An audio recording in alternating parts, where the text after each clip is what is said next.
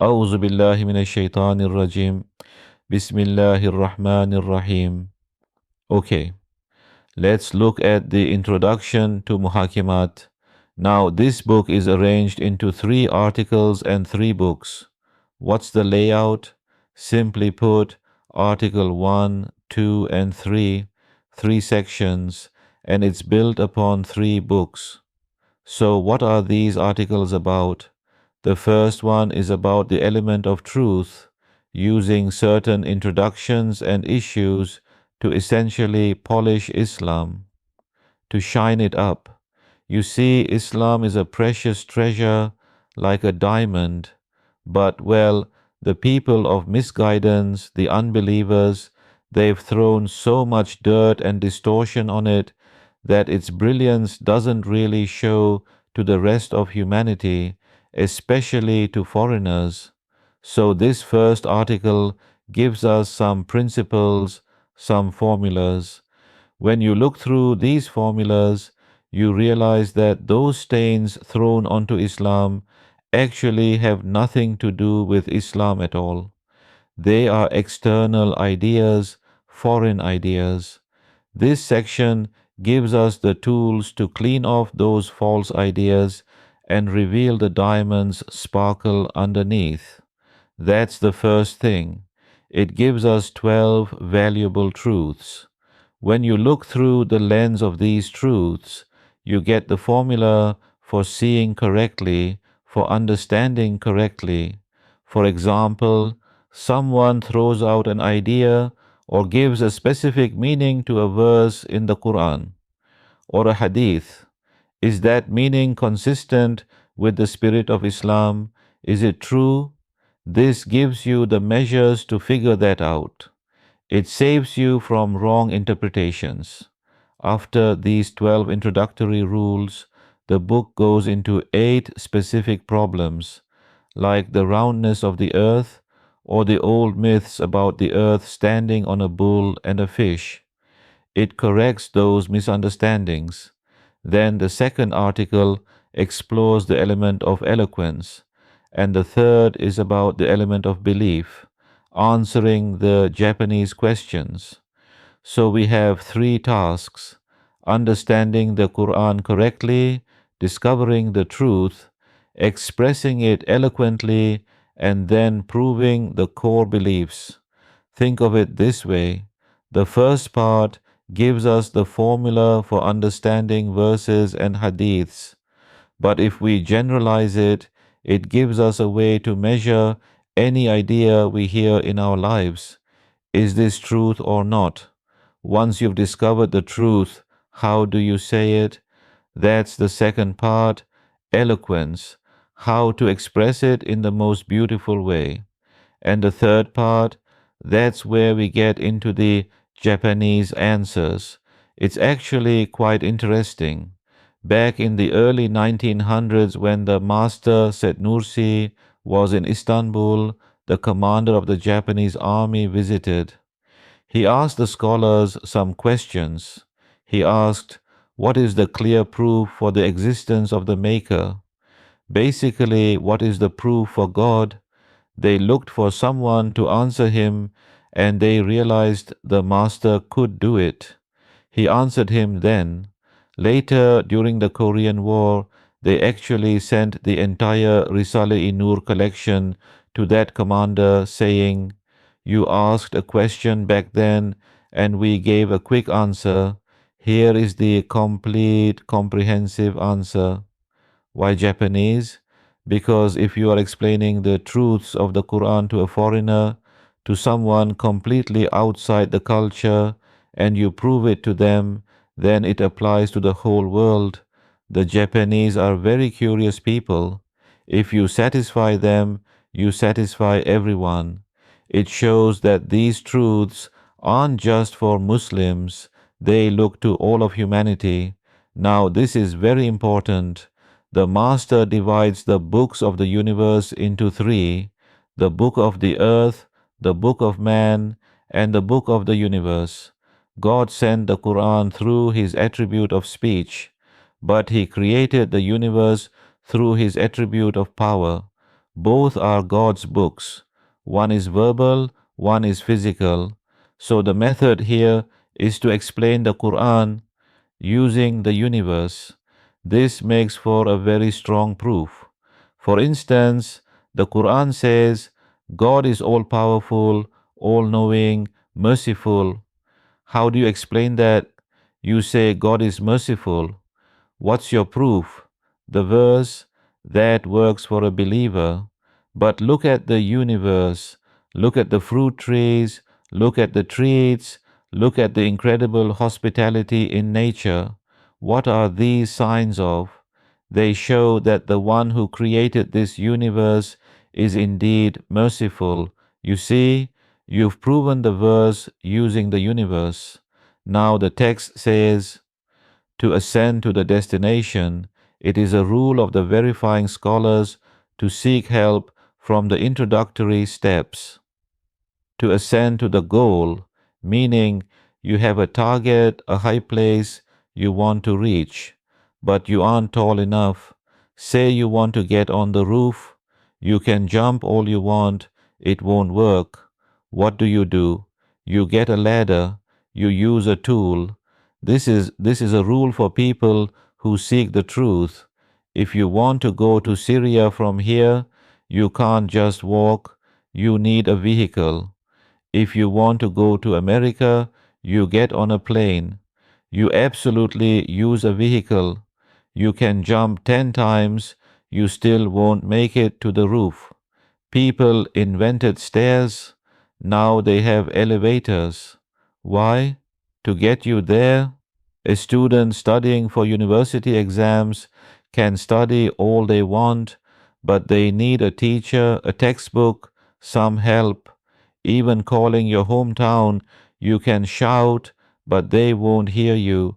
You need a phone. You use the tool that gets you to the goal. Here, the goal is to understand the Quran correctly, according to the understanding of this century. The ladder to get there is these 12 rules, these 12 muqaddimah. If we understand these 12 steps, we reach the goal. So let's look at the first introduction. It is an established rule. When reason and tradition conflict, reason is taken as the basis and tradition is interpreted. This is our first rule. It's settled. It's not a maybe. If intellect, science, reason clashes with a narrated report, tradition, hadith, what happens? Reason takes priority. For example, take the hadith about the earth resting on a bull and fish. That's a narration. People imagined a giant physical ox, but reason, science investigating the universe, says something else. There's a conflict. So you take reason as the base, because reason, science, the universe, that's created by God's power. We see it. It's certain. The other thing is your interpretation of a text. So you have to review your interpretation. You interpret the text to fit the truth. But there is a condition. That reason must be actual reason. It can't just be some guy's personal ideology or a shaky theory like evolution, which neither true reason nor true science accepts. You can't present that as reason. But if it's something like the earth being round, which is visible and proven, then you have to admit that the interpretations denying it were wrong. Now, what is the purpose of the Quran? The text says there are four main purposes spread throughout the entire Quran. 1. Proving the one maker, God. 2. Prophethood. 3. Bodily resurrection. 4. Justice. First, proving there is a creator, that this universe came from a single artistic hand. Second, that this truth is delivered by prophets. Third, that there is a result to all this, a resurrection. both of the spirit and the body, and fourth, justice. Think of it like this. Imagine you see a caravan coming from far away, like the old camel trains. When you meet them, what do you ask? Where are you coming from? Who ordered you to come? Who is the owner of these goods? Who is your leader? Who is your spokesman? You'd ask, who can speak for you?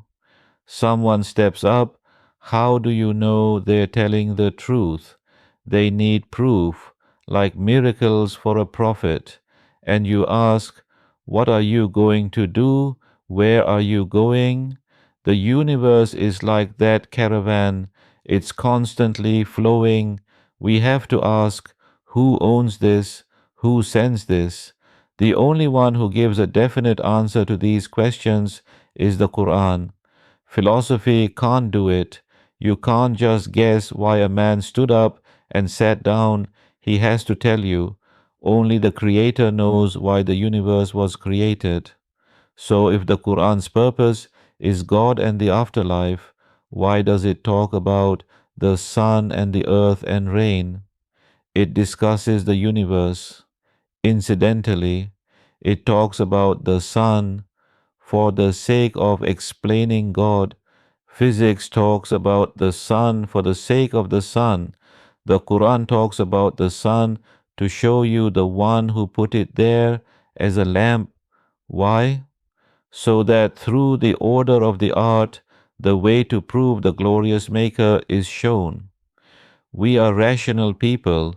We believe with proof. If you say someone killed someone, you need fingerprints, footage, evidence. The biggest proof for God is an order, intizam. If you walk into a house and everything is tidy, arranged perfectly, it didn't happen by accident, someone arranged it. Look at your body, look at a tree, look at an animal, everything is in its place. The arm, the leg, the eye, no chaos.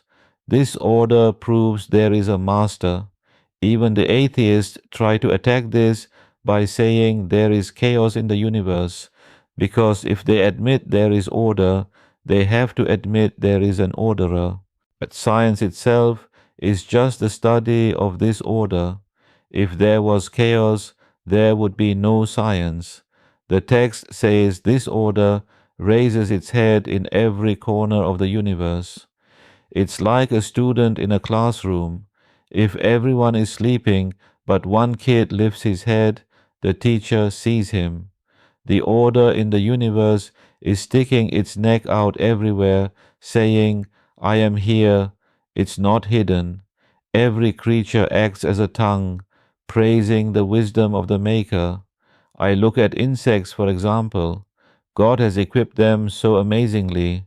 There's this little beetle. When a bigger bug grabs it, it shoots acid from its rear end. The big bug has to let go. Who put that acid factory in there? Who made sure it doesn't burn the beetle itself? Look at the tiny hooks on their legs. It's all perfectly equipped.